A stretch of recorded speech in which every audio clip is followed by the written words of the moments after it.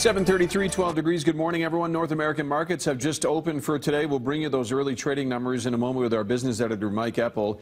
Speaking of numbers, the economy is the main focus of the federal election campaign trail this morning. Liberal leader Justin Trudeau pressing former Prime Minister Paul Martin into service this morning at an event in Scarborough, just outside Toronto.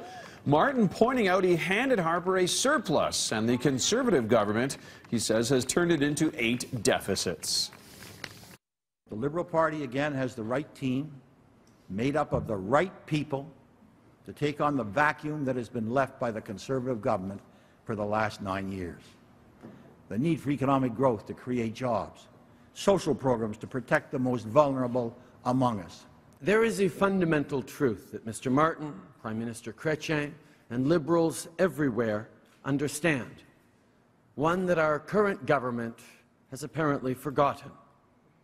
That is, investing in the middle class creates jobs and growth.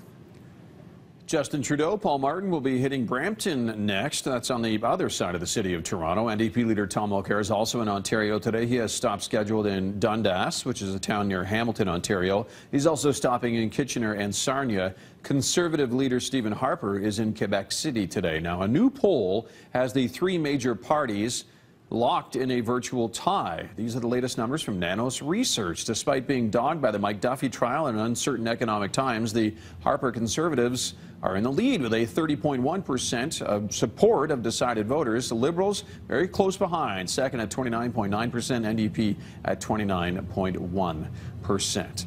It's now 7:35. There is still a lot of smoke in the air over Calgary and most of southern Alberta this morning. The smoke is from a huge wildfire in Washington state, winds blowing it our way. The smoke is also covering many parts, by the way, of the BC interior.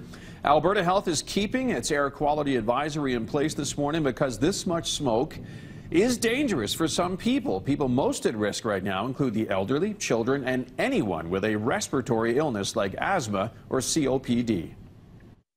So when the air quality index does reach those levels of high and very high, that does indicate that the general population should also be paying attention and monitoring themselves for symptoms such as eye irritation, throat irritation, shortness of breath, and if they experience any of those effects, take appropriate measures to reduce their exposure, decrease their physical activity, limit their exposure to outdoor air, and any stress on their lungs.